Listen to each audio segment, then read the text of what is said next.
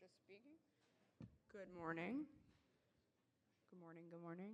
Ask everybody to take a seat.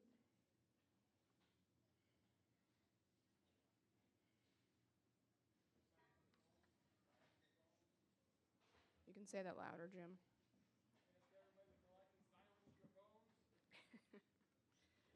Jim's louder than me without a mic.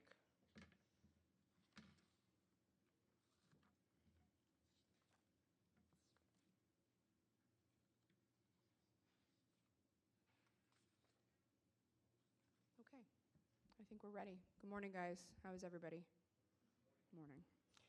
Thank you so much for being here today. This is an incredibly important event.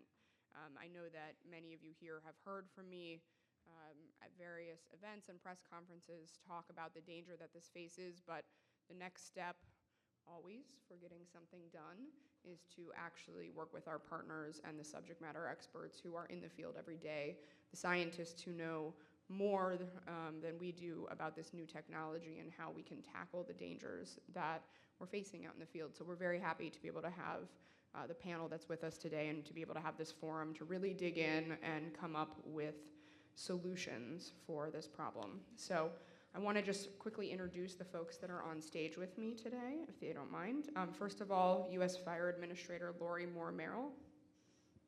Give her a round of applause. Consumer Product Safety Commission Director Robert Kay. ATF Engineer Michael Abraham. Fire Service Research Institute Vice President Steve Kerber. And then just let's give a round of applause to everybody who works on this issue, in particular our first frontline members from hazmat training and the fire marshals. Let's give them all a round of applause. So, everybody's heard, I think, a lot of my, I'm going to call them standard talking points on this. So I actually want to say something a little bit different today because I think you can go and you can Google me and find, everything that we've talked about, how bad this problem is, how unique it is. It has been a very, very long time, decades, if not longer, since a new technology has come out of nowhere and become the leading cause of fire deaths in any city. And so that is an extraordinary challenge we face. We absolutely have to do something about it. I think you've heard me call upon the partners in the private sector that we believe have something to do with this and can work with us. But I think today I want to focus us a little bit differently and just remind everybody that this is not just a New York City issue. We are leading the way, as so we so often do, with the most people, with the greatest density, and certainly with the greatest and largest fire department in the country. We have the ability to have identified this early, thanks to our fire marshals, to be categorizing it and doing something about it. But this is a problem that every major city is facing. And I really want to emphasize this. These devices are dangerous in any place that they are at.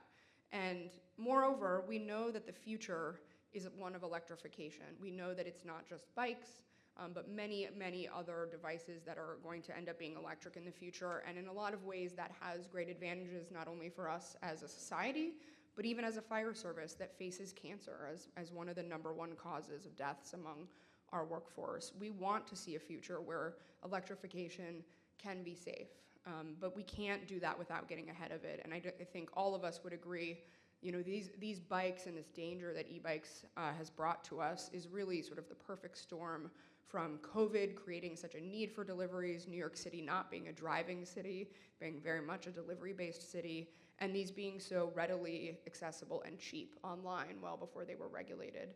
But that's not true of every technology. We have a chance to talk about electrification, talk about modernization and technology and the dangers that it can face, but also the solutions that we can bring to make sure that before new products are brought to market, that they can be done safely. So I just want to say that today, this is absolutely a crisis facing New York City. We are absolutely going to hold the folks who are responsible or who can do something about it to do something about it. But we also need to remember that this is a larger issue. It's an issue of technology, of changing cities, of changing density, and of an electric future. And we also want to focus on that as well. And certainly all the folks on this stage operate in that world and have the experts that we rely on to talk about this technology and what it faces. And I think, Jim, that there's a video we want to play. thumbs up. We can play that video now.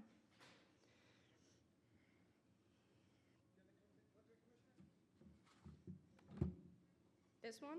Just press the green button? Okay.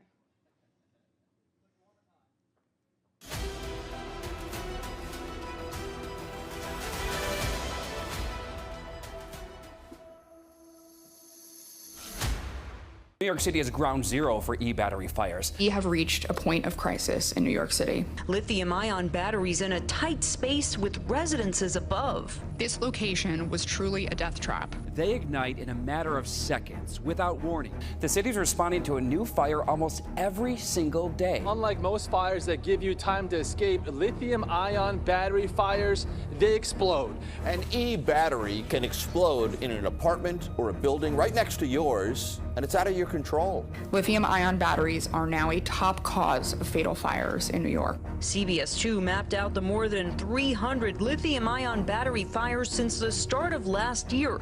The number of lithium-ion battery fires from e-bikes and scooters doubled last year, and we're on track to surpass that number this year.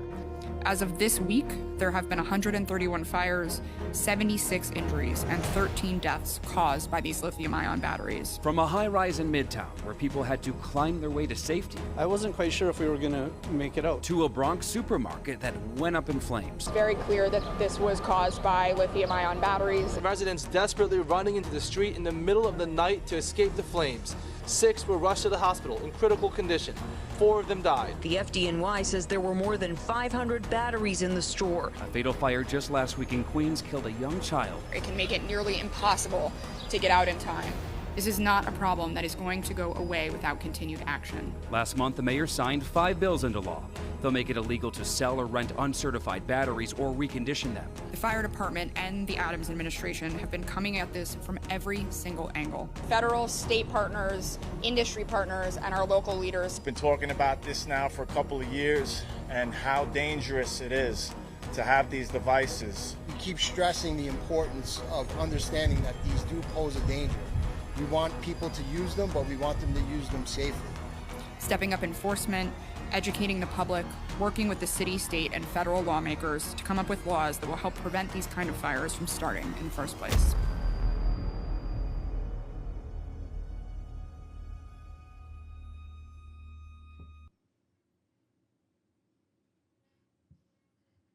All right, thank you. And I just want to give everybody the updated numbers as of today, which is 239 fires, 124 injuries, and 17 deaths caused so far year to date, calendar year to date, by lithium-ion batteries.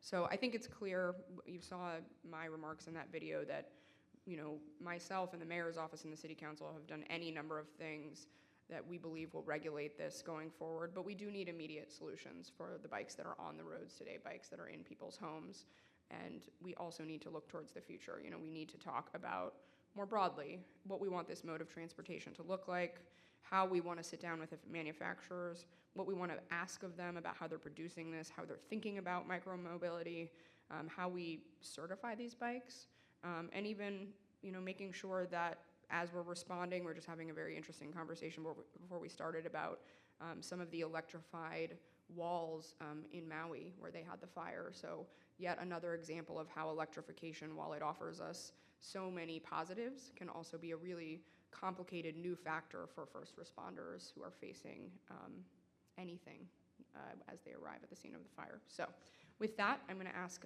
the ATF to come up and say a few remarks. Michael?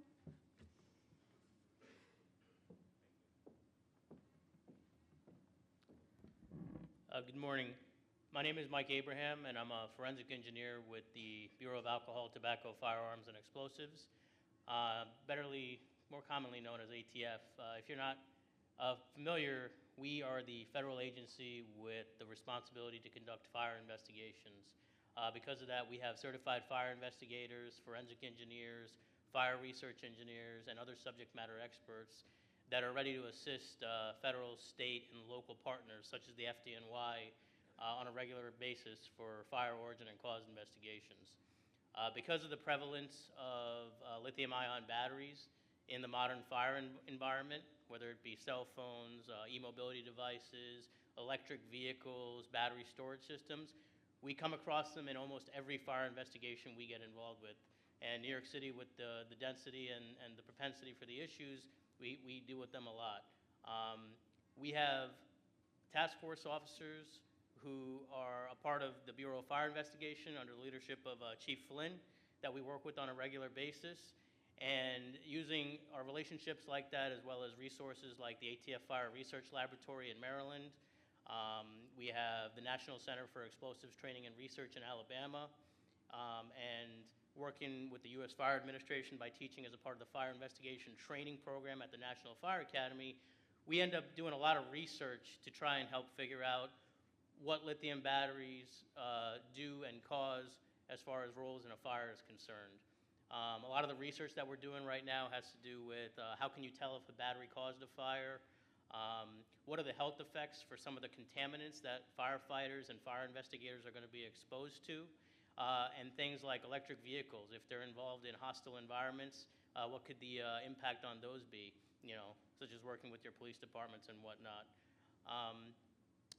In addition to myself from the Fire Research Laboratory, we have the special agent in charge from the National Center for Explosives Training and Research, Pat Gorman, here with us in support of this campaign.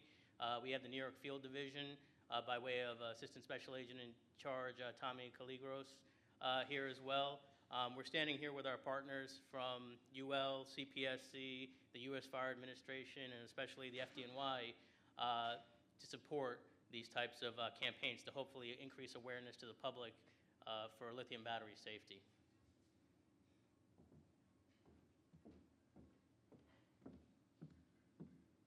All right, thank you. We'll now have Consumer Product Safety Commission Director Robert Kay say a few words.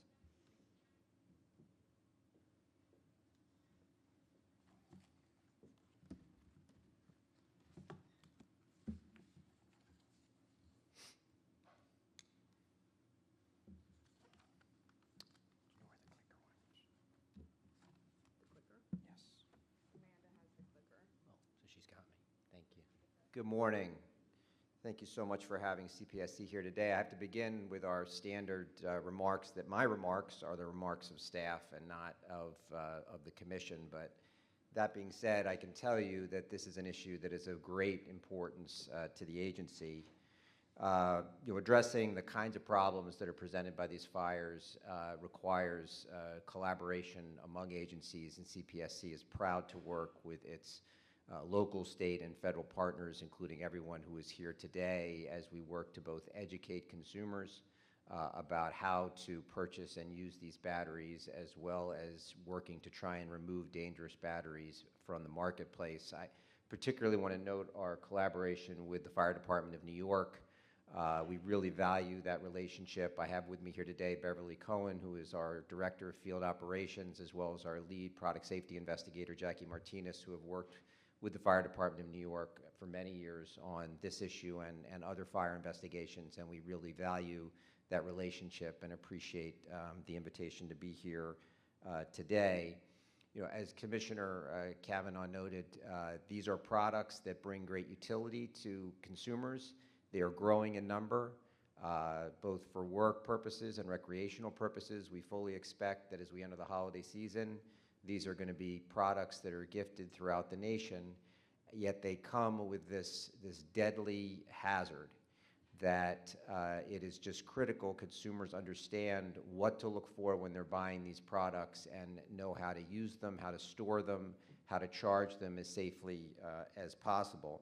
Last year, CPSC reached out to, we contacted thousands of manufacturers, importers, distributors, and retailers, and made clear that our expectation is that the products they sell will be certified to the applicable UL standards for these batteries, the voluntary standards, and also made clear that as we investigate products and to determine whether they present substantial product hazards and need to be removed from the marketplace, that we will be looking very hard at whether the products are properly certified. We also have pressed e-commerce platforms, Amazon, Walmart, Facebook Marketplace, eBay, and the like, to be vigilant in trying to keep uncertified products off of their marketplaces so that they're not available to consumers to buy. Going forward, we will continue to investigate these fires nationwide. As Commissioner Cavanaugh pointed out, that there's a lot that makes this a particularly challenging problem for New York, but it is a nationwide problem. The Commission will continue to promote battery safety.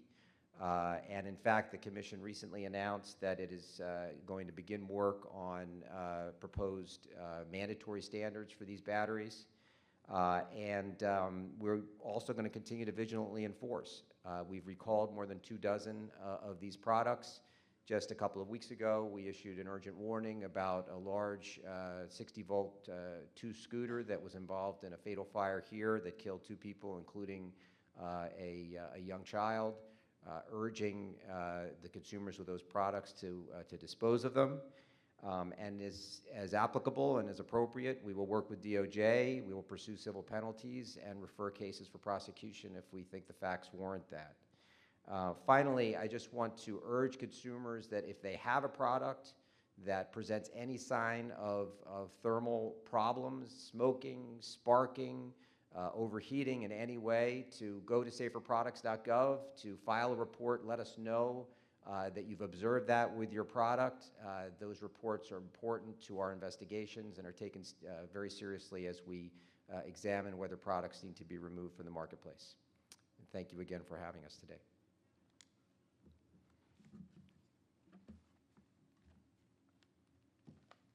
Thank you, Robert. Next, we will have Fire Service Research Institute Vice President Steve Kerber to come up and to introduce a PSA.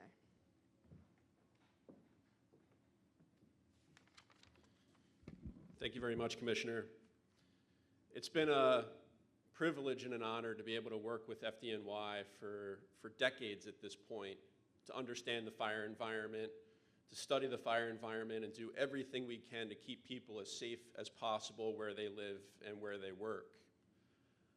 For a while, this meant studying how synthetics that are available in people's homes and the environment have changed the amount of time that people safely have to get out of their home. And we like to say it reduced it from, say, dozens of minutes down to 3 minutes or less, which made escape planning so important. And then we started talking with our partners, both in the FDNY and around the country, where they were starting to see things that seemed faster than that. And anomalies like walls that had blown down, or windows that had been knocked out, or fire spread that was faster than they'd ever seen before. And that led us to begin to dig in with our partners into these battery challenges.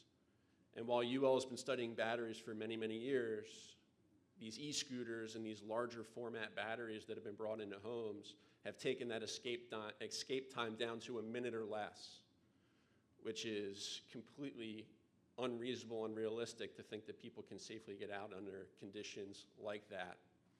So while we appreciate the fact that this technology is important for the electrification, to be able to make power portable and to power our everyday lives, we've got to get ahead and catch up in many cases. We're past getting ahead.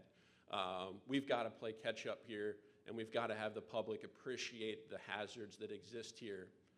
So like we've done with many other fire safety situations, whether it's the Close Before You Doze campaign or teaching people how to create fire escape plans, we're excited today to be able to release a new public safety announcement, a new video to give the public the knowledge that they need to be able to try to avoid these instances that FDNY has seen so much and that we've seen around the country, where people are losing their lives and losing their homes because of these thermal runaways.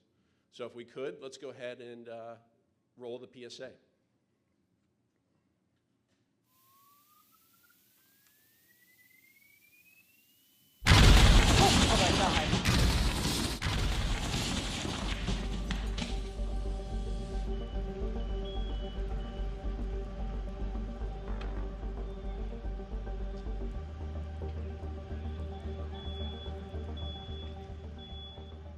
This is not a game. Like, that happened so quick. I don't know if you'd even be able to get out. But I didn't think like something like that would happen.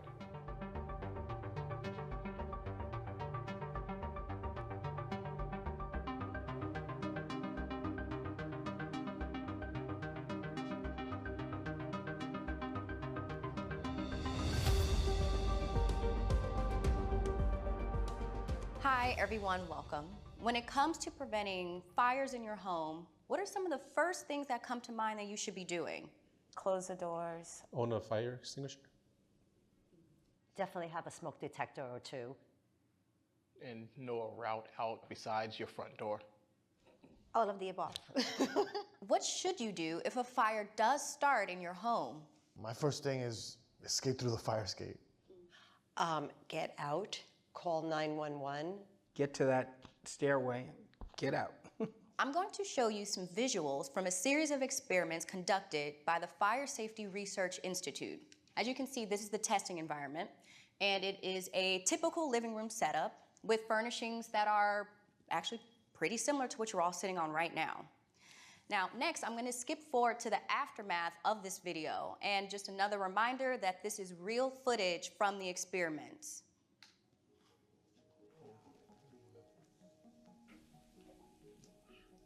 Scary. Wow. What do you think could have caused this? Electrical? Maybe asbestos. Cigarette. Let's rewind the video and show you how this fire began. Why is that even in there? Yeah.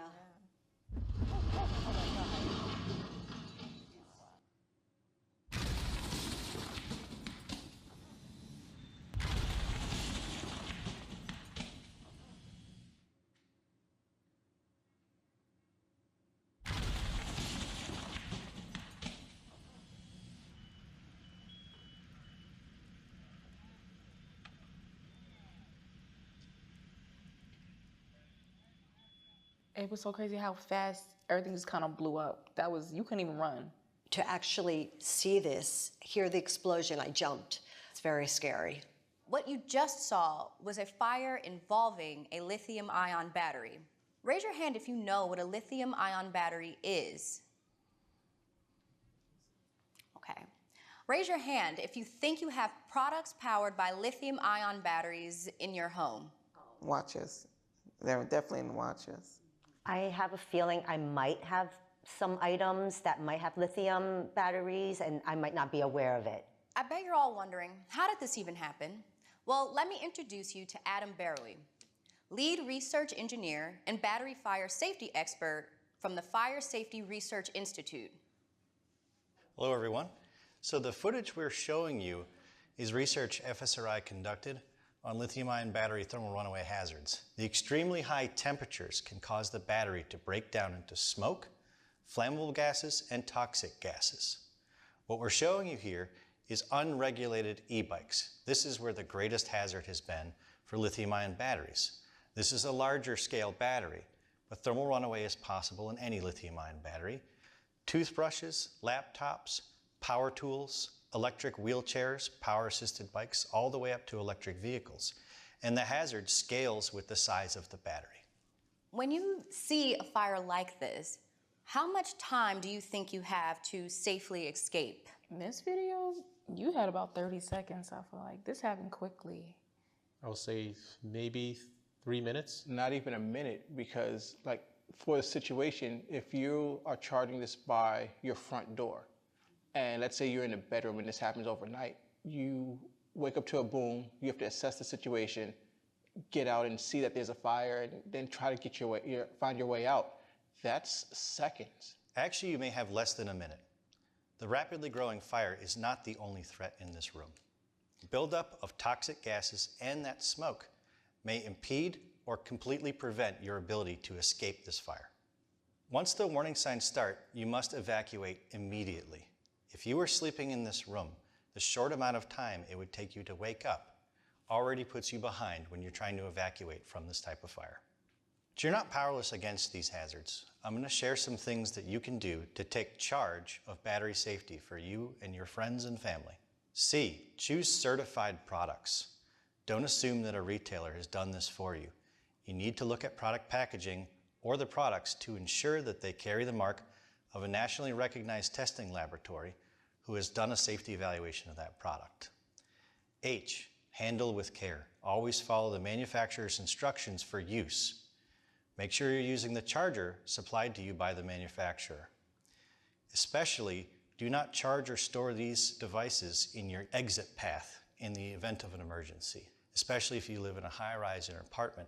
You don't want to put this by the front door, blocking your escape. A, always stay alert for warning signs. When you use and charge these devices, look for physical damage like punctures or dents. Look for the signs of thermal runaway, unusual smells, puffing batteries, or hissing sounds. R, recycle the devices responsibly. Don't throw them in your waste stream. If you're not sure how to dispose of them, contact your local waste management authority and ask for directions.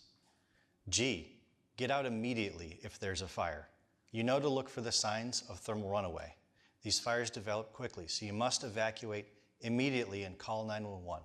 Close the door as you exit. E, educate others. Using what you've learned here, make sure you share with your friends and family how to take charge of battery safety. Thank you all so much for joining and for sharing a lot of your insights and experiences. But before you go, I do want to ask, what's one thing you think you'll take away from today? I guess having more of an informed perspective on what you're actually purchasing. So making sure it's certified. I think I would definitely take charge of my house and try to see what I can change so that that doesn't happen in my house.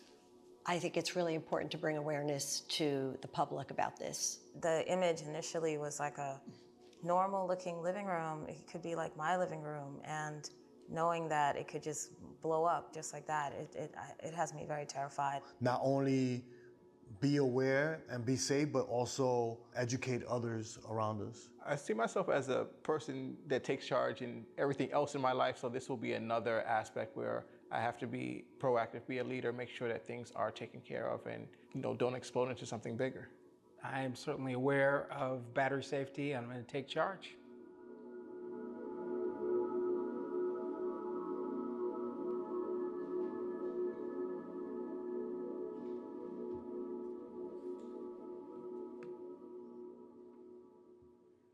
Thank you, Steve. That was very powerful. And finally, we're going to hear from our U.S. Fire Administrator, Lori Moore-Merrill. Thanks.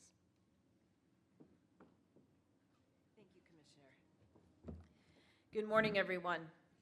The need for the fire service to lead and inform this discussion on the fire safety of lithium-ion batteries and other alternative energy sources within our communities is one of 7 critical issues that were identified just last month at the Fire Prevention and Control Summit of the U.S. Fire Administrator. Lithium-ion batteries and our emerging energy technologies are significant components to really drive and reduce our emissions worldwide. And while the intended purpose is worthy, our nation's fire service has a central and critical role in ensuring that the decisions, particularly policy and regulatory decisions, take into consideration fire safety risk. As you've just heard, the lithium-ion batteries are attractive options to power many modern energy needs. However, the fire risk that you've also just witnessed, when they are damaged, when they are improperly stored, when they are charged incorrectly, become very complex. Coupled with their presence in many devices in your homes, throughout our communities, we must continue to understand the risk. We have to turn to research, and we have to turn that research into operational aspects for the firefighters who are responding quickly. Though lithium-ion batteries are engineered to be safe, and the nature of these devices is that they continue to hold a charge even after being damaged or even fully submerged in water. Ongoing research is needed to understand the complex hazards of lithium-ion and what it can present to provide firefighters with informed decision-making capability to inform their operational procedures as they respond. For example, we must consider across the nation, as firefighters respond to any fire, they must consider the presence of lithium-ion batteries in all operations, including the risk of flashover and the increased fire temperatures. Lithium-ion fires burn hotter than normal fires. The fire service at the local level, our local fire departments nationwide, must lead the discussion of safety around surviving lithium-ion battery fires and other alternative energy sources, While our communities are generally aware of these fire safety procedures, as you saw in the video, like knowing your way out, having smoke alarms, they are not aware of this risk. And so our messaging about these unique risks is incredibly important. Messaging on the devices must include safe way to charge, way to store, and the messages about this Take Charge toolkit. As lithium-ion battery-powered products grow increasingly prevalent, then our firefighters become the trusted voice about these unique insights, and we have to engage all of our stakeholders, not just individuals in the communities, but our decision makers, our policy and regulatory officers, so that they can put things in place. We can have regulation, we can have policy, not just here in New York City, not just here in New York State, but in every state, every community, nationwide, that will acknowledge the risk associated with this technology. At the federal government level, the U.S. Fire Administration has two priorities. Our priority one is to continue to conduct necessary research to determine the risk both to firefighters and the public, and how we will respond to suppress the fires that do occur. Secondly, we're going to continue to conduct community and consumer education campaigns like the Take Charge campaign, where firefighters have to learn and then directly engage the communities. This is a one-by-one education process on these risks. So to summarize it, fire risk associated with lithium-ion can and must be mitigated through research, informed policy and regulation, and direct community engagement. This is our mission. Thanks, Commissioner. All right, let's give all our partners a round of applause. Thank you so much. I know that this is a topic that can seem really complex, very technical, but I just want to remind people, since we saw those PSAs, it's not complex and technical to the firefighter facing a wall of fire at 4 a.m. It's not complex and technical to the West family who lost 3 generations of their family in a fire last week. So, our goal here, both today and every day, is to marry both this incredible scientific heft of, the entire nation with the real life consequences that our citizens and our firefighters are facing. So, with that, we'll take some questions.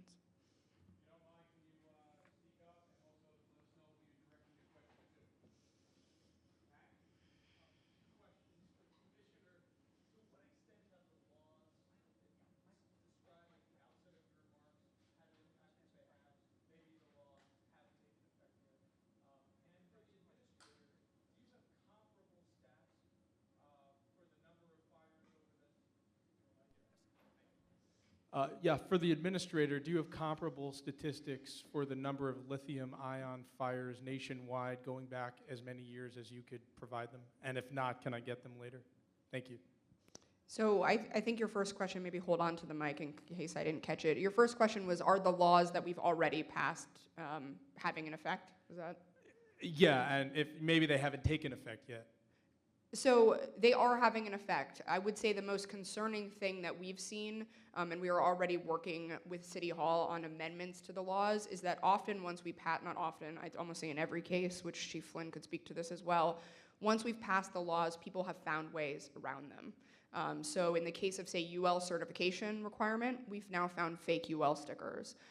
In the case of some of the charging not having over a certain number of devices, we've shut down some of those locations you've seen on the news, only to have them reopen either in that location or another one shortly thereafter. So it's made us both aware that there has to be another piece of this. That's why we've been so tough on private industry in the last week, not because they're solely responsible, but because we really believe it requires everyone at the table. It's very clear that there's so much money to be made and so much pressure, especially on delivery workers, to get to these locations fast, and that's how they make their money, that we have to make sure that everybody who is involved in this is doing something about it, and then we are finding that we have to keep ahead of these laws, that we have to keep amending them as we see folks actually adjusting to the laws we've passed and finding ways to circumvent them. But there has been a favorable impact? Yes, they have given us tools we did not have before. That is an absolute certainty. So there are conditions we could not mitigate that we can now mitigate, and that's certainly helpful. But what we're finding is people are still finding ways around that. So we are working to ensure that we're updating those laws as we see what's actually happening in some of these small businesses and in residences throughout the city. And just lastly, what sort of impacts are you able to mitigate that you couldn't before? So that one is especially important, being able to seize non-certified devices. We were not able to do that. That's one of the laws that you mentioned that had some time until it was in effect. It is in effect now, but there was some time between the passage and the actual effective date. That has been helpful. Those are places that we can shut down or seize or write a ticket for that we couldn't before. But as I mentioned, as soon as we started doing that, we saw that some people were actually creating fake UL stickers. So it's a good example of how it gave us more authority, but then the amount of sort of money on hand in these industries has caused people to do things that flout the law. And I will let the administrator speak to your question about fire stats. I do want to give a special thank you to our marshals. They were the first ones to identify this issue, and they have an incredibly robust data tracking program that we've actually been talking to Lori about implementing nationwide, and I'll let her speak a little more to that. Thanks, Commissioner. I do appreciate that question. And to just highlight what the Commissioner said, FDNY was the first to highlight this as an issue across the nation. The unfortunate part is that we have not tracked these fires nationwide. We did not realize until 2021 we had not had one of these fires. And so since that time, you heard the numbers that the Commissioner has highlighted here in New York, but very few other cities are actually tracking this. Our national data system, we have a few that have been recorded as hazardous materials fires, but apart from ATF's data, which is the investigation of cause and origin after the fact, we have some of that information, but this is one of our issues. We do not know how widespread this issue is nationwide. So that data issue is part of what we're working on. That's why when I highlight research, this is an absolute. We must know. And the issue goes beyond the micromobility bike that you just witnessed in the PSA. These lithium-ion batteries are in not just the bikes and the scooters, but we have the electrical vehicles. We have solar panel and energy storage in walls of homes. All of these lithium-ion and emerging technology risks are very real. And fire departments nationwide, first of all, we don't know about suppression capability fully. We're doing what we learn in the field as we go, which is massive amounts of water. Beyond that, we are learning every time we have one of these fires. And so we must continue to learn, but we also have to get a real grasp on the extent of this fire problem. Good morning, Antoine, Fox 5. Two questions. One, first for the Commissioner. Can you bring us up to speed? Was there not discussion that maybe the Adams administration was looking into an exchange program where you could either bring the batteries and or the container to have them exchanged? Just if you could bring us up to speed on where the things stand there, and then a follow-up for Mr. K, just about the conversations that he's had with the Amazons and the Walmarts. What's been the response, especially as we try to get ahead of the holiday season and Black Friday is next week? Yeah, so there is a battery and bike exchange program that actually is in effect. One of the things that we're working on is we have found that not that many people are taking advantage of that. So there have been a few bikes exchanged, but obviously not as many as we'd like to see. So we're in active conversation. Both Uber did reach out after the press conference a few days ago, and they are asking to see how they could further invest in additional exchanges. You know, how do we get to the delivery workers? And then what are some of the hurdles? And I will say some of the hurdles are both that a lot of these batteries are not universally interchangeable, right? So what's happening a lot is people come to exchange their battery, but the battery or the bike that we have and they have is not the same, and there are dozens of combinations. So we've actually talked to the Consumer Product Safety Commission about that, and we're working with the delivery companies to see if they can help solve for that. You know, what are people typically using so that at least we can focus there? How can they put more money into those programs? But the program does exist. It has had a few exchanges, and we're trying to see how that we can grow it and why the workers aren't taking advantage of it and how to get over those hurdles. And then you wanted to speak to the ATF, correct, about CPSC? So after we reached out to manufacturers, retailers late last year, we did have follow-up conversations with several major retailers who expressed their intention to make sure that the products that they sold were certified. I think the e-commerce platforms remain a challenge. We continue to press them to be vigilant, but we do still find uncertified products, particularly when you're looking at those that are dealing with secondary market sales, consumer to consumer, but also on the initial sales on some of the sites like Amazon and the like. We do still find these products. I'll actually add something to that too, because it's my understanding that some of those companies complained quite a bit after my press conference this week. And what I would say is, I understand that they are trying to work on this and we appreciate that. But again, this is life and death. It is not enough to have a lawyer, no insult to lawyers, contact another lawyer about technical compliance. That's step one. I haven't heard from a single one of them. None of them have called me. I'm very findable. And what I would say to them is, if we can sit at a table and be real partners, this is a really tough problem. It's not only their fault. They're just one of many partners who can do something about this. And so for me, it's not about just, have they taken some products down? I'm sure they have, but they're finding what we're finding, which is people keep finding ways around this. So, what I'd say is, well, you do know everyone who's ever purchased one of these. Can we send them all a letter? Because they may have a ticking time bomb sitting in their home right now. And we are seeing the most deaths in private homes, the very place we can't inspect and can't get into. So, I'd really emphasize that we really want them to be full partners in something that is incredibly complex and challenging, and we would really ask them to reach out to me and sit down at a table and really try to puzzle through this, not to just do, step one of taking some of these down. Thank you. Thank you. Hi, Commissioner. And I believe these questions would be appropriate for you, Commissioner, and maybe Dr. Moore-Merrill.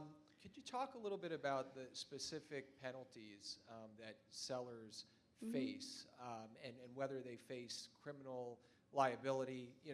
How seriously are they taking these penalties? And secondly, from my understanding from what Congress has said, a lot of these batteries are actually making their way onto the market from sellers that are outside the United States, like China and other retailers. What's being done to crack down on those sellers, and has it been successful? So I'll take them in that order. I think, first of all, the issue, I'm sort of going in backwards order here, the issue of where they're coming from is an extremely significant one. It's one of our greatest challenges, not only because you've seen these devices in the aftermath, they're so destroyed that often figuring out where they came from in the first place is very difficult. And then we do know that a large quantity of them are coming from overseas where we don't have enforcement power. And one of the things CPSC said to me when we sat down with them, they do have an ability, if Congress passes a law, I believe, to seize these at the ports. And they raised to me, what if we have pallet upon pallet of unsafe devices sitting at the ports? That in and of itself is a danger. So even as we create some solutions, the mass quantity of these and the technology continues to confront us with challenges, but we are working with our partners, and I think it's worth saying the Department of Homeland Security actually jumped in the answer to that question, and they are now studying safe disposal. They're putting significant amount of their laboratory research into safe disposal. So if we do get to a point where we're seizing them at the ports, which I think, and I will see if the CPSC or Lori wants to say any more about that, that's the main thing we can do about exports coming in, is seize them when they get here and then make sure they're not being sold on these sites. We are still going to face some technical challenges, but we're trying to get ahead of those now. I would also point out, we will be going back to Congress. They've obviously been a little distracted, but they now have a speaker, and they, now it's my understanding they've averted a government shutdown, so we will be returning to Congress to talk to them about some of the things they need to do in order to give CPSC and the U.S. Fire Administration the power to enforce, track where these are coming from, and then seize them before they're ever getting into bike shops and online markets.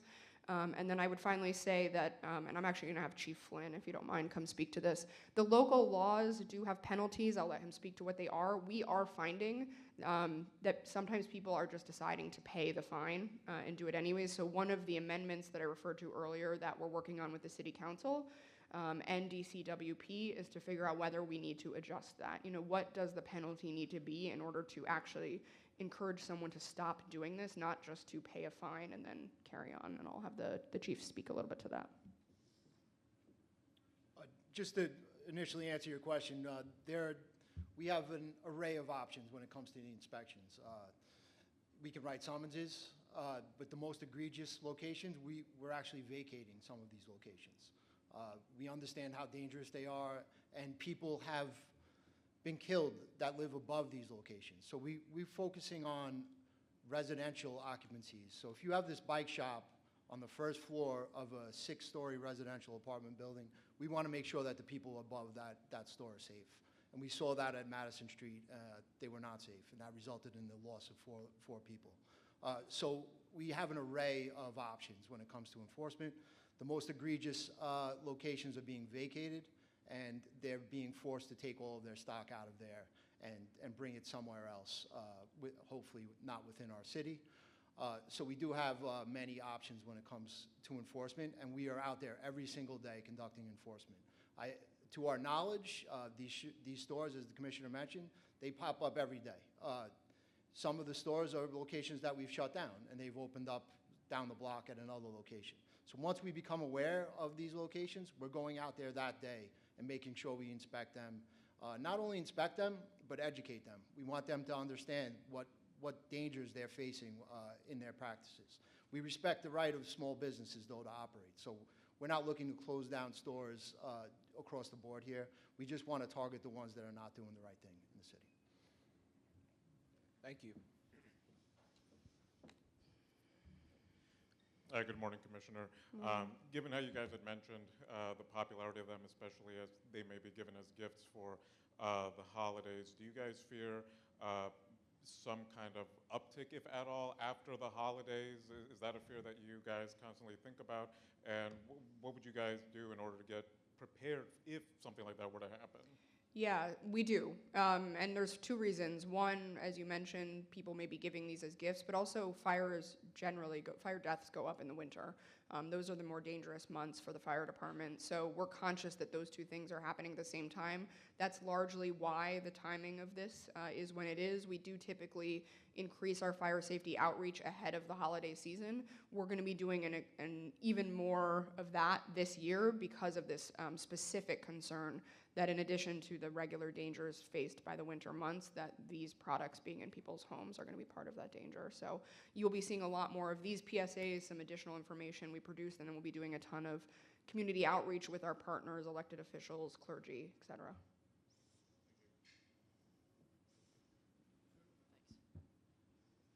Commissioner, if you could just walk me through what the process is like for the enforcement when it comes to the certification. Is it regular inspections that are happening? Is there a schedule for we're going to go to each bike shop to see? It is a little of everything. I'm going to let the chief speak to that. Yeah, as I mentioned, we believe we've been to every bike shop that we're aware of in the city to inspect. Again, they open up on a daily basis. We have a very strong relationship with CPSC and UL, so we share that data with them in real time. UL has been assisting us in identifying these fraudulent markings that we found on many of these products.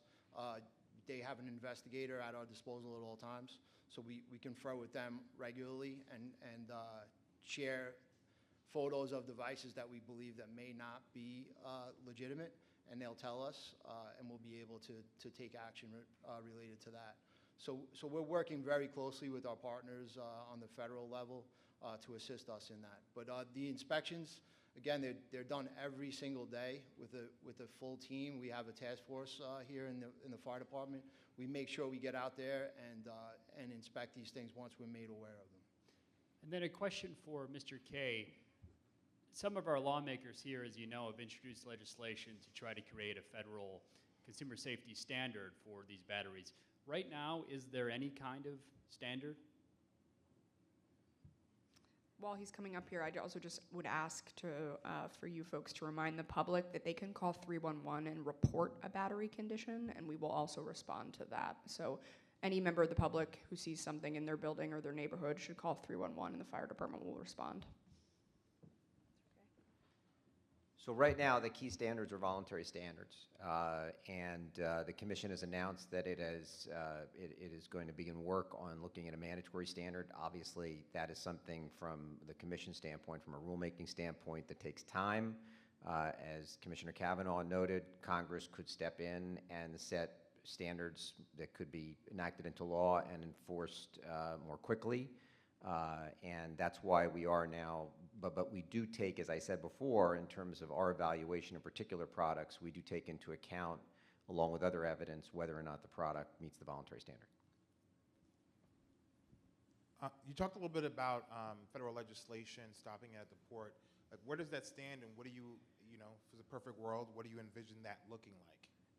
So as Mr. Kay just mentioned, we would like to see Congress make these mandatory standards. That would probably make the biggest difference, especially because, as other folks have mentioned, this is not just a New York City problem, it's a global problem, and a lot of this is coming in from outside of the country. So a mandatory standard would ensure that these never, reach the stores here. That's what we'd like to see. The chief and I were in Washington, D.C. during the summer, and we met with a number of members of Congress about that.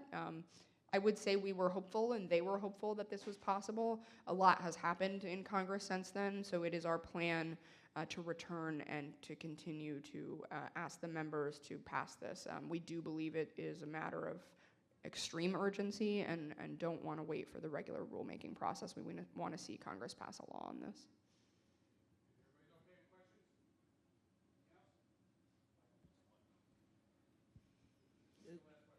Okay, I just wanted to ask, in terms of stopping these shipments at the ports, if there were laws passed to do that, like how practical, I don't know if that would be you or Mr. Kay, but I think that'd be for how practical is it to be able to really choke that off at that location?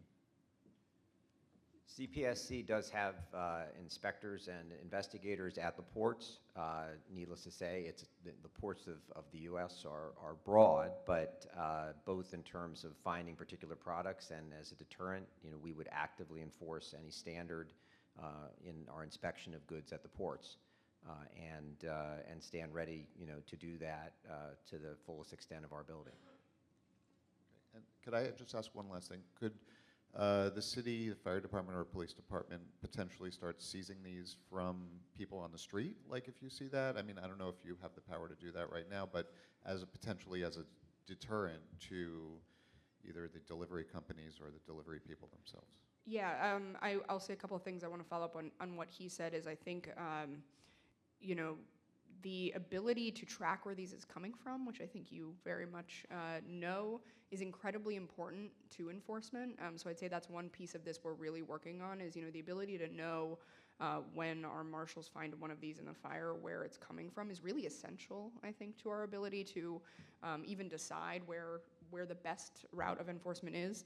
And then, yes, I've actually seen NYPD seize one of these devices in front of me, just by coincidence. I was in the car, so I do know that they do that. I have spoken to their commissioner about doing more of that. I believe that it's largely around speed that they're able to do that. So a lot of the e-bikes, part of the reason they've been tampered with, our understanding, is to go faster or to charge longer. And so the speed aspect clearly fits under current laws. If it's a bike or a pedal assist that's going the speed of a motorcycle, then it's not a legal device. So we have met with them. We are actually meeting with them further. I've also spoken to the DOT Commissioner, Idanis Rodriguez, about the same thing. So we are trying to figure out how we can puzzle through using their existing enforcement laws on the street to take some of the less safe bikes off the street. And then I'd say finally something that connects everything that you just asked for. One thing that we spoke about when we testified in front of CPSC and that they also have really talked through with us is the ability to easily visually identify an unsafe device is still somewhat difficult. So between the fake UL certifications and also just the technology itself, you could have a damaged battery, but it might not be obvious upon initial viewing. And for our marshals who are doing hundreds of these inspections, PD, who's watching these whiz by, CPSC, who, as they mentioned, there's a lot going on at the port. We are talking to them about part of the rulemaking or the congressional law is making part of this be some sort of obvious external factor on the battery, something you see this on other devices where you can like see the battery health, including that not because it's essential for the safety mechanism, but because it's essential for dealing with the volume of devices we're dealing with and how quickly anyone doing enforcement or even someone really wanting to do the right thing. I think we're seeing a lot of bike shops and a lot of citizens who want to do the right thing, and they're asking me now, how do I know if my bike is safe? And unfortunately, it's very hard to say how they should know that right now. A lot of what I've said is just put it outside unless you're certain. So I think that those elements of how these are ultimately constructed is going to matter a lot in how enforceable they are, but also how much the average citizen can know whether or not the thing sitting on their kitchen counter is safe. So I think that Cassidy is to do what will probably be the most interesting part of today, which is describe our exercise and our exploding e-bike. Good morning, everyone. I'm excited to be here to continue the collaboration that we have with our partners on the stage. We are going to do a failure demonstration. I have a team down at the other end of the island. We're going to use the exact same device that was used in the experiment and the PSAs that you did. This is a larger device, but the technology is the same, which you can see in smaller devices. And when we have our demonstration outside, you'll see some of the other devices of varying sizes that have caused fires in New York City. So hopefully we'll get the feed coming up, and I'll explain what we're going to do. There are a number of different ways that these devices can fail. They can fail from mechanical. They can if they get too much damage, they can fail almost instantly. So this device right now is going to be failed by a heat cartridge that's been embedded in there. When they overheat or they're exposed to external heat sources, they can also fail. Overcharging or improper charging is electrical failure, and that's one of the things that we have been talking about is mismatched chargers we can see. As an important distinction when we see this, it takes a minute to fail, which is why I'm up here killing so we don't have dead air time. But one of the things that's different from the experiments is there's no combustible material here, and there is no enclosed compartment like you would see inside a structure. So the smoke's going to go out and it's going to dissipate, and we won't see an explosion like we see inside structures.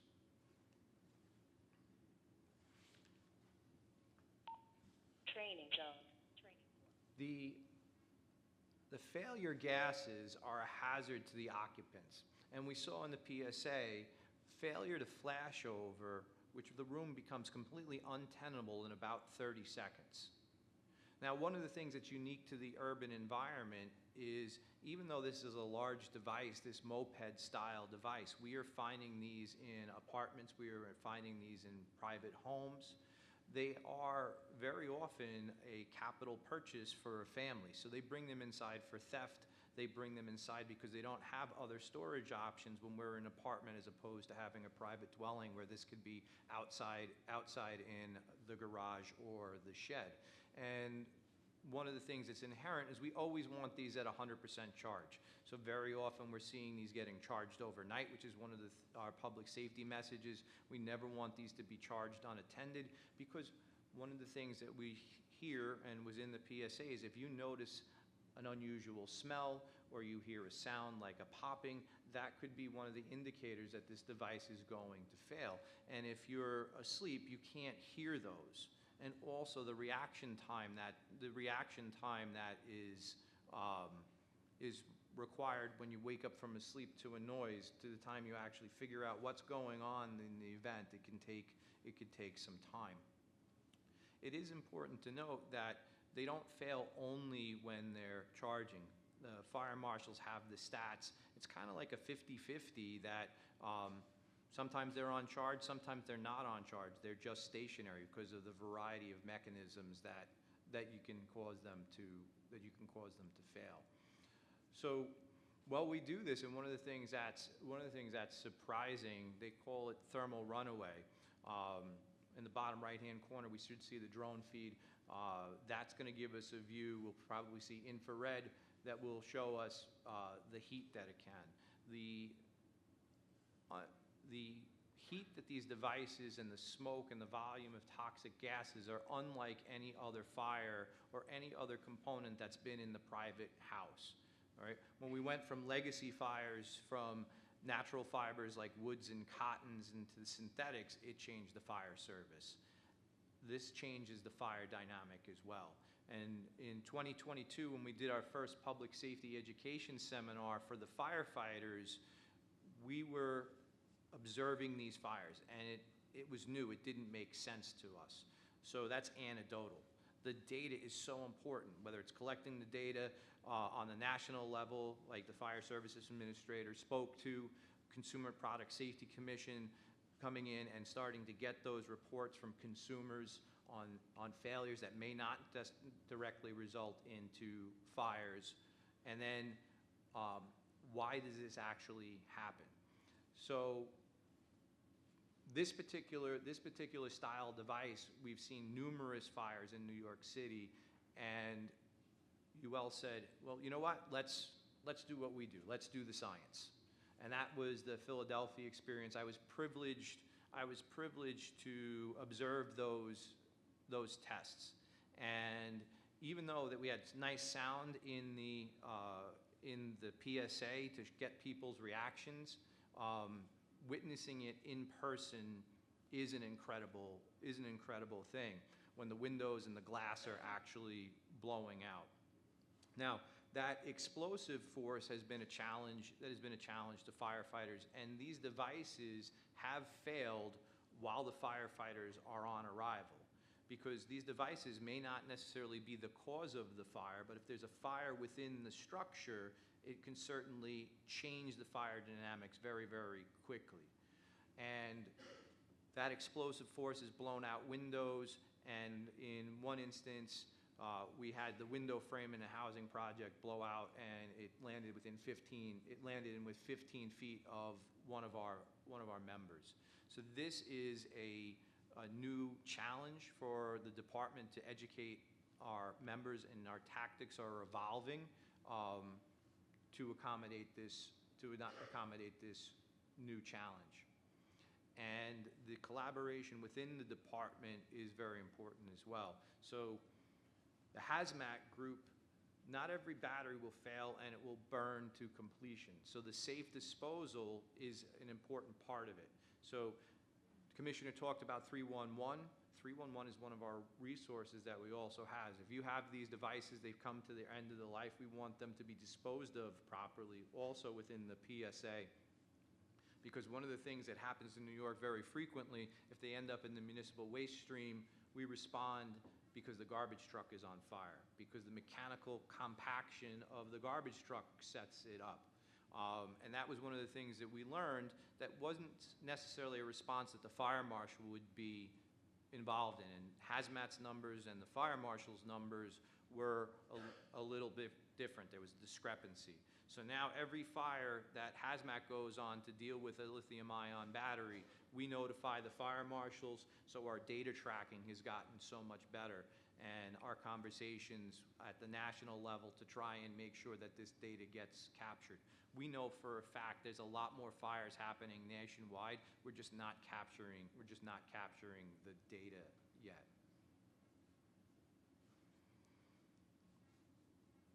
One of the challenges of live TV is that I can't figure out exactly when it's going to go and go 3, 2, 1. We're failing this device by a heat source. So we're heating up the batteries. The batteries are going to get above the auto ignition temperature of the combustible electrolyte, which is inherent to this type of technology of the batteries. We're right around the threshold of where we should be going on. The prep of the batteries was thankfully assisted by our ATF colleague, Mike Abraham.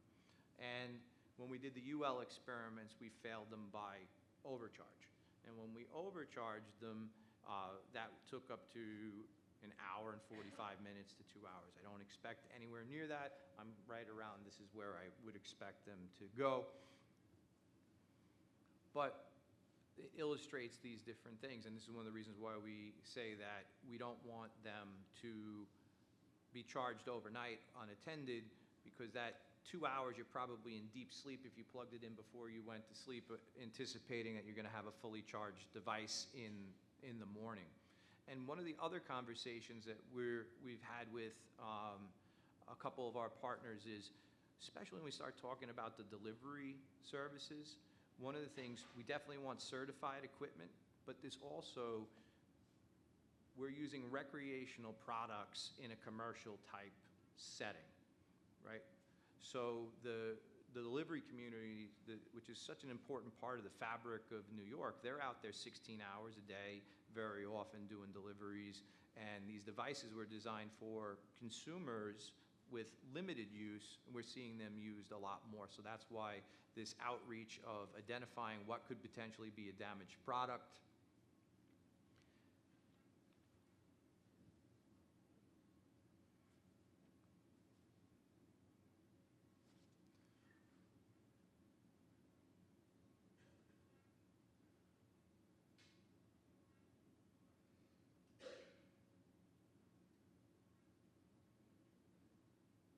so very important is because of its unpredictability, you're seeing our firefighters that are approaching this in full protective gear, because if that was to go, he would be protected. One of the new challenges, again, with the partnership and some of the stuff that's being studied by both ATF and ULFSRI, is the byproducts of the fire are different. So there are different materials that come out, including certain metals like nickel and cobalt and lithium, and how does that impact the personal protective equipment of the firefighters when they're doing fire suppression and they're in that smoke. We don't have the answers to that, and only science can help us do that. Obviously, we're going to operate in this environment, but we want to make sure that part of our initiative is to reduce the cancer rates in the fire service, which exceeds that of the general public by around 20%.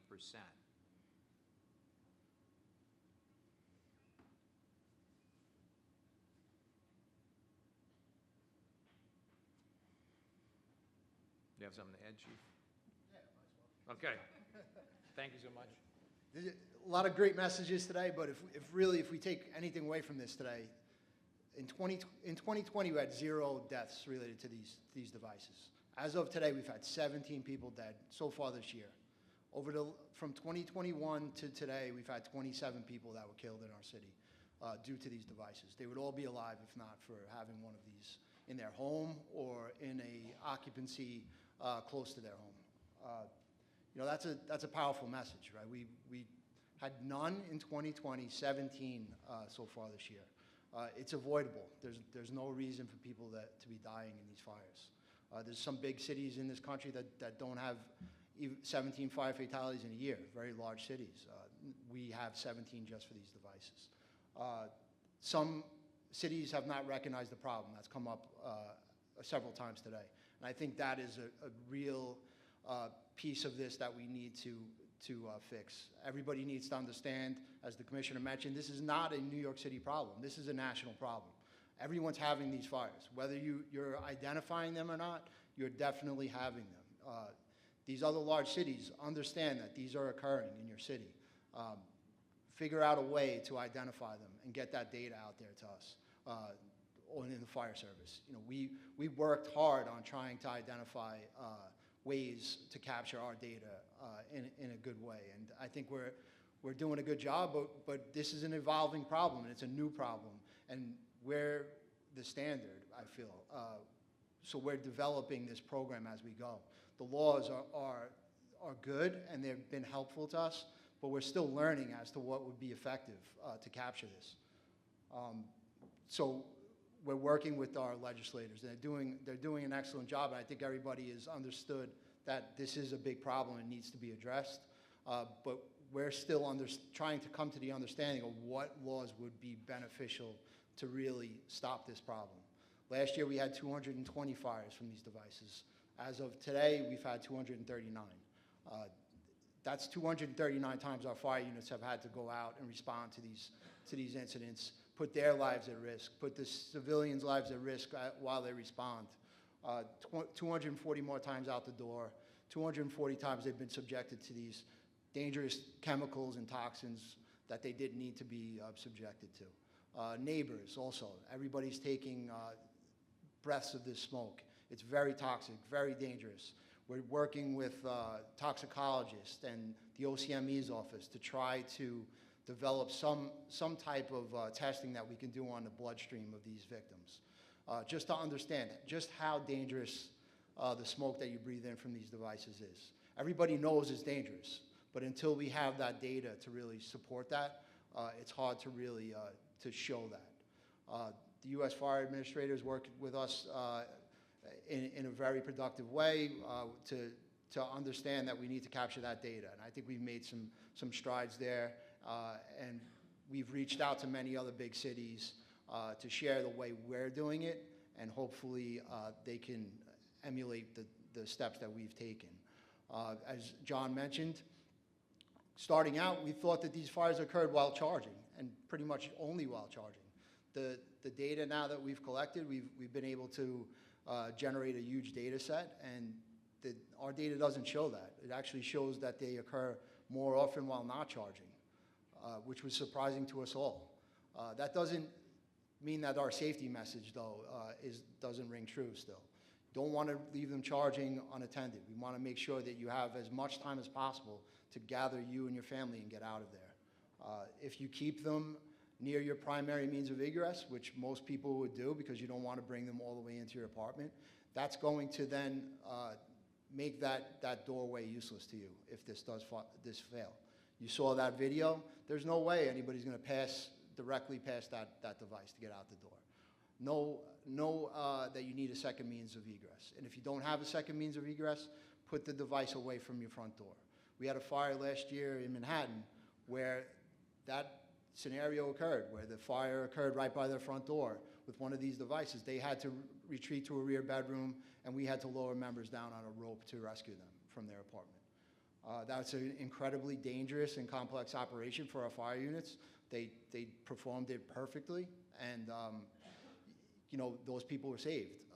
Without that option, there's no way we would have been able to get to them in time. So understand they do pose a danger. Know that you need a second means of egress. Came out briefly earlier, but our traditional safety messages have the smoke detectors. They're all great messages, but when it comes to these fires, the smoke detector doesn't have the value that it's had in the past, where fires start out small and then develop into large fires. This is a large fire from its inception. It will limit you. The smoke detector will not have the value that it's had in the past when it comes to these fires.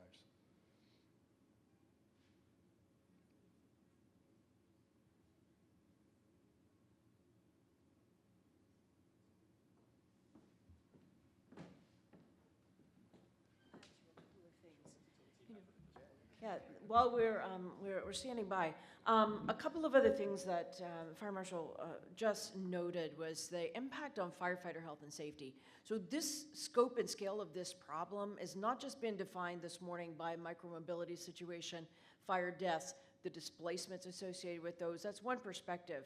There's a whole perspective of these that have to do with the response capability, the operational response, how to put the fire out, how to deal with any energized cells that remain that did not explode.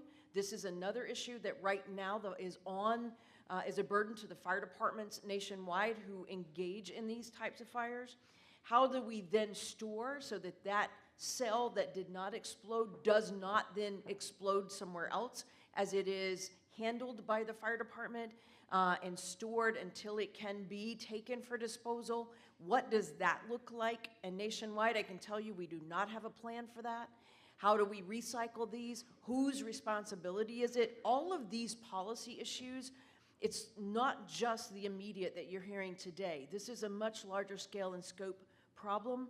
Another issue is the firefighter health and safety, because in one of these Fires, what we are learning is the products of the combustion are different, obviously. Oh, we're going? Good. There you go. Have it back. So just as a little bit of a quick change of program. Oh, good.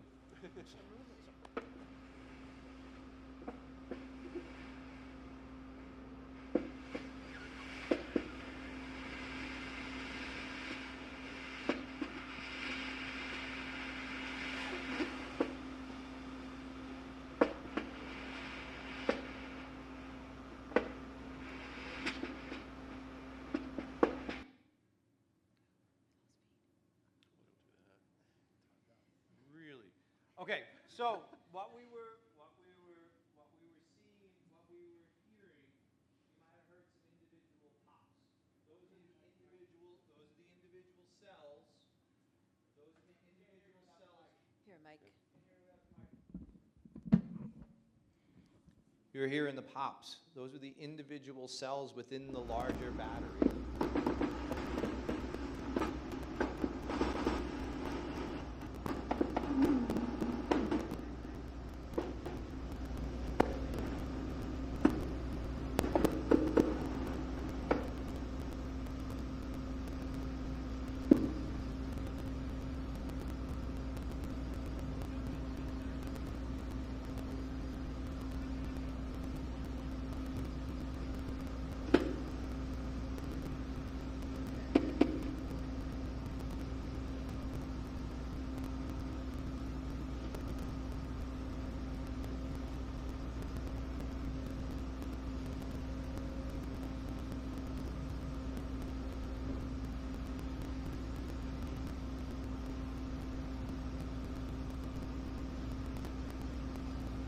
We can see the tremendous volume of smoke that's being produced by the device. And this is in an outdoor environment. If this is within a structure, it's filling up that structure. Those gases are a combination of flammable gases and toxic by inhalation gases. And one of the things that we are seeing is that the amount of carbon monoxide that's being produced by the device is much more than a room and contents fire. And this is why this smoke is causing some of these fatalities remote from the fire. Yeah, these are actually the types of failures that we fear the most, is when they don't ignite right away, they release all that gas into the house or into the apartment, and then when it finds a spark or gets to a concentration where it can then combust, that's when we get an explosion as opposed to just a fire. So if you can imagine all of this smoke venting into a 800 square foot apartment, we would absolutely have that apartment completely full of smoke at this point. And if it were to catch a spark or an ember or something that comes out of the battery, you would have a significant explosion.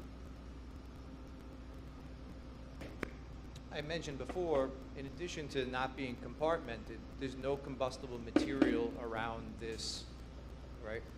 In the Philadelphia experiment, we would have ignited the carpet, the couch, the other furnishings. That's not happening where we have this set up today.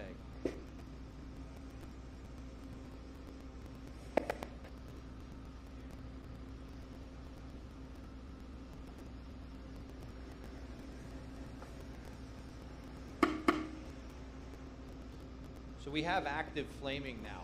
And that active flaming would have ignited all of those gases, right, and that would have been the explosion that they were talking about.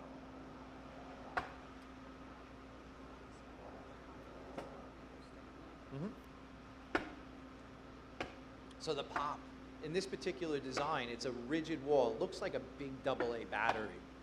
And the gas inside there, or the liquid inside there, is building pressure. And eventually what happens, it's going to rupture the cell and release all its contents. And that's what you're hearing in the video feed, the audio that we're hearing. So it looks like a big battery, but the battery is built with lots of small batteries. So in a device like this, the battery may have 130 or more of those individual cells.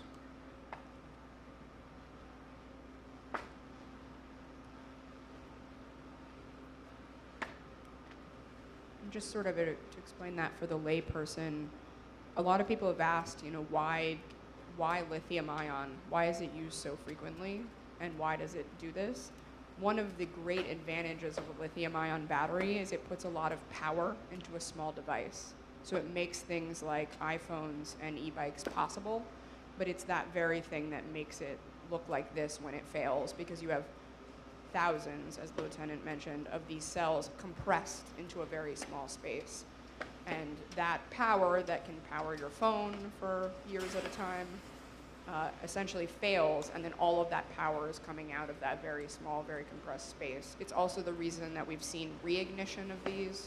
As the lieutenant and the chief mentioned, when we're on scene, we've often put the fire out and then seen these batteries reignite. That's because we could have put the fire out in 100 of those cells, but there's 100 more that are still in the device and could catch fire. And so it makes it yet one more risk for both citizens and first responders that this does not, it does not evolve the way things typically evolve in a fire. It's important to note we're probably around the 4-minute mark. The fire department, if notified exactly when this device went off, we're arriving right about now. And you see the volume of fire from one device. And this is why we're seeing fully involved structures upon arrival. This is why we're seeing people trapped in the middle of the day. And if this was blocking your means of egress, this is why we're finding people out windows. And roof rope rescues are very rare, but because of some of this, they're becoming less rare, or the potential for them is becoming less rare.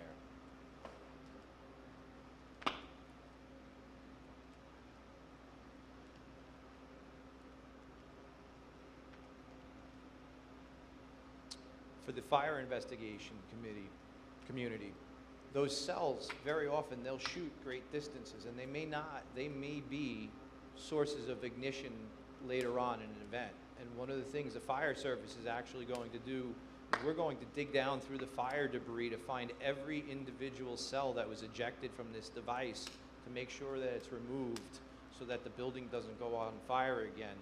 When we talk about delayed reignition, they've had fires in flood-damaged cars occur weeks after the flood event. So this is not just something that is an immediate hazard. If the fire service doesn't manage it properly, this could be something that happens way down the line. So understanding the technology is very important, making sure things are disposed of even post-fire.